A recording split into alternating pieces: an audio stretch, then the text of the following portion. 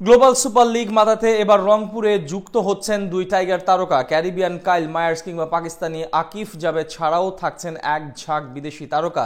নুরুল হাসান সোহানের নেতৃত্বে আরও একবার শিরোপা জিততে দলে ভেড়ানো হয়েছে ঘরোয়া ক্রিকেটের পরীক্ষিত পারফর্মারদের, যাদের ব্যাটে বলে ভর করে ক্যারিবিয়ান দ্বীপপুঞ্জে আবারও বাংলার শ্রেষ্ঠত্ব প্রমাণে মরিয়া ফ্র্যাঞ্চাইজিটি। শীঘ্রই পর্দা উঠতে যাওয়া এই আসরে কারা থাকছেন রংপুরের স্কোয়াডে, জানবো রিপোর্টে। ক্যারিবিয়ান দ্বীপপুঞ্জে প্রথমবারের মতন আয়োজিত গ্লোবাল সুপার লিগে অংশ নিয়েই রীতিমতো বাজিমাত করে দেখায় বাংলাদেশি ফ্র্যাঞ্চাইজি রংপুর রাইডার্স। ফাইনালের হাড্ডাহাড্ডি লড়াইয়ে অস্ট্রেলিয়ার ক্লাব ভিক্টোরিয়াকে হারিয়ে শিরোপা জিতে নেয় উত্তরবঙ্গের শক্তিশালী এই দলটি, যার সুবাদে এবার দ্বিতীয়বারের মতন আসরটিতে খেলতে যাবে তারা। এদিকে 5 দলের অংশগ্রহণে এবারের আসরটির পর্দা উঠবে আগামী 10 জুলাই। তবে চ্যাম্পিয়নের তকমা ধরে রাখতে এর মধ্যেই দল গুছানোর কাজ শুরু করে দিয়েছে রংপুর রাইডার্স। খুব শীঘ্রই পর্দা উঠতে যাওয়া এই আসর মাতাতে এবার দুই টাইগার তারকাকে দলে ভেড়াতে যাচ্ছে রংপুরের ম্যানেজমেন্ট, যার একজন হলেন টাইগার অলরাউন্ডার মেহেদী হাসান মিরাজ। সাম্প্রতিক সময়ে ক্যারিয়ারের দুর্দান্ত ছন্দে আছেন তিনি। সবশেষ জিম্বাবুয়ে সিরিজেও দলের ক্রিকেটারদের মধ্যে আলো ঝলমলে পারফর্ম দেখান তিনি।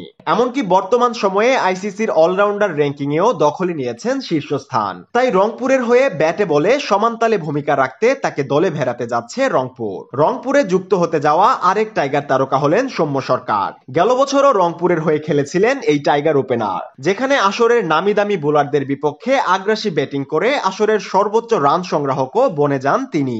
এমনকি ফাইনালের প্লেয়ার অফ দ্য ম্যাচ থেকে প্লেয়ার অফ দ্য টুর্নামেন্টের পুরস্কার উঠেছিল তার হাতেই। তাই টুর্নামেন্টের সবচেয়ে সফল এই ক্রিকেটারকে আবারও ট্রাম্প কার্ড হিসেবেই দলে চায় ফ্র্যাঞ্চাইজিটি।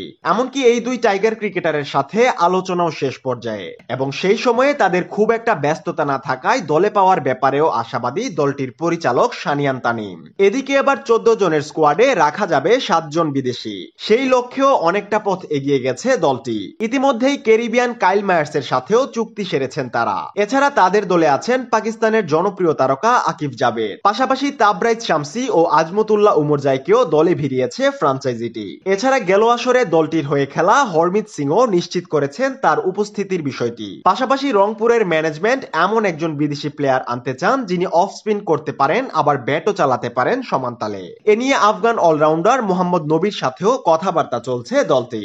এছাড়া নুরুল হাসান সোহানের নেতৃত্বে আরো একবার চ্যাম্পিয়নের বেশে ফিরতে স্কোয়াডে রাখা হয়েছে ঘরোয়া ক্রিকেটের পরীক্ষিত পারফর্মারদের, যেখানে থাকতে পারেন সাইফ হাসান কিংবা সাইফুদ্দিনের মতো ক্রিকেটাররা।